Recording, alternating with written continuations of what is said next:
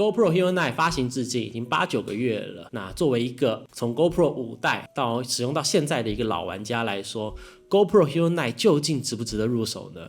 相信有些朋友已经入手玩了一阵子，也有朋友目前还在观望说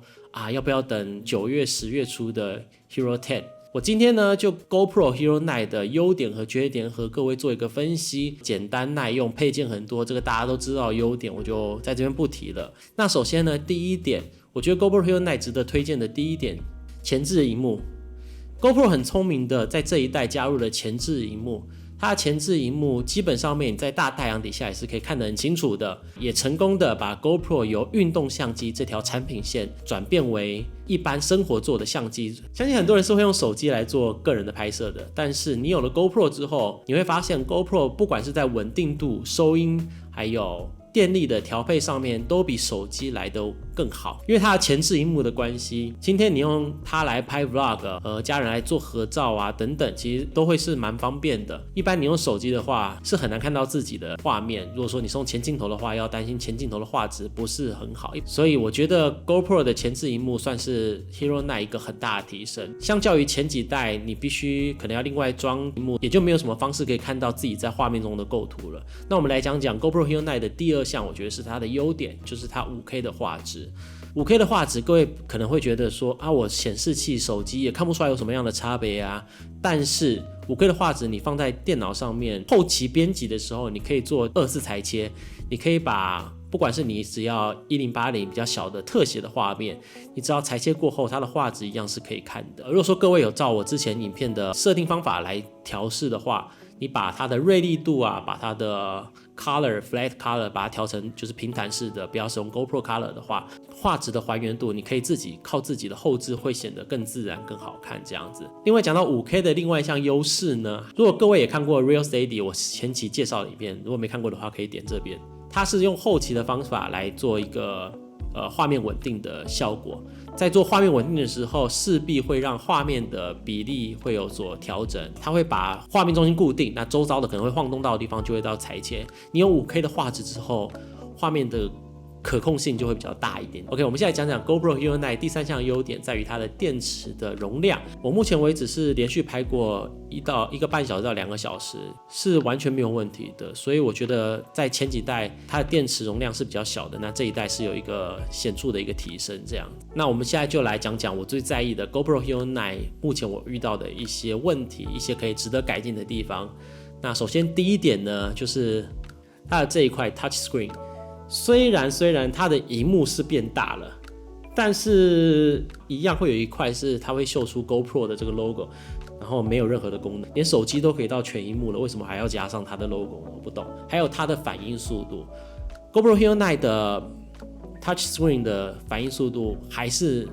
显得慢慢的。有的时候我一只手这样握着它，然后另外一只手控制，它就会没有反应了。你整只手指头贴近，就是你整个指腹压在上面，它的反应也会下降。你需要用指尖用轻点的方式，你不能使用太大的力道。我不太能理解为什么到了现在已经2021年了，这 GoPro 的操纵萤幕还是会有这样的状况发生。下我来讲讲 GoPro， 我觉得第二项缺点，低光源的环境下面，它的杂讯杂点还是蛮大的，因为它的感光元件没有提升，一样是和前几代使用一样的感光元件。换句话来说，你在室内在低光源的部分，像现在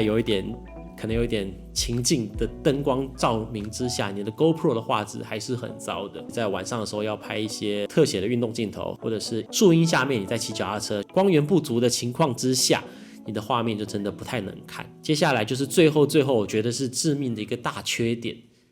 身在台湾，像 CJ 一样是在台湾的一个玩家的话，你想要从他的官网购买 GoPro 的商品，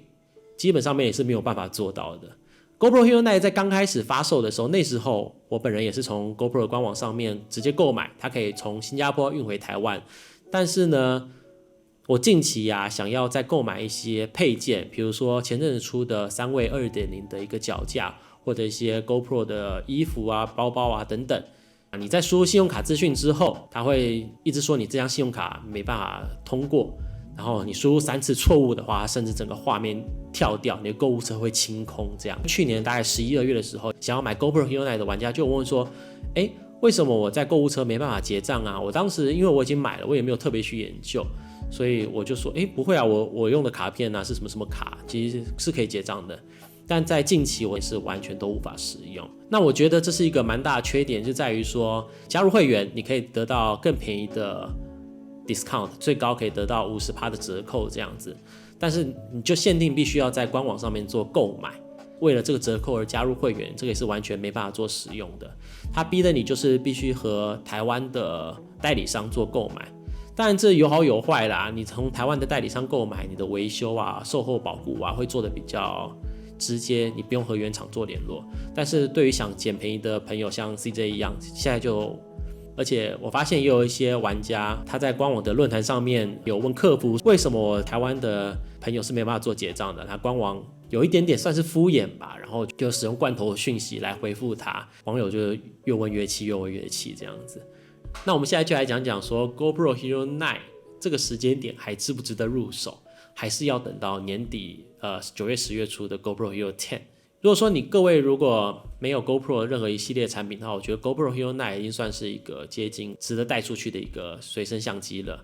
不管它的配件，或者是它的稳定性，甚至它画质，只要你在光源充足的状况下面，都是上上之选啦。而且最近又常常会有降价的活动，目前降价不管是代理商或是原厂的价格都已经是差不多打平了。但是如果说你有了7代到8代的 GoPro， 我就建议各位说不急着换，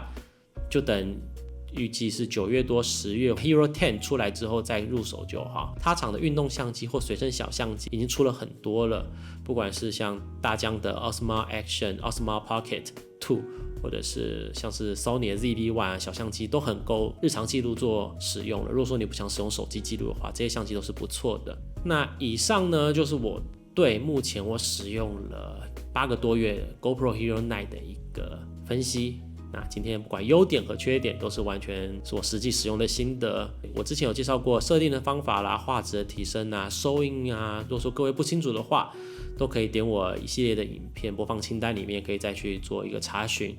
那如果说各位有任何问题的话，都欢迎在底下留言让我知道。那我是 CJ， 我们就下一支影片见咯，拜拜。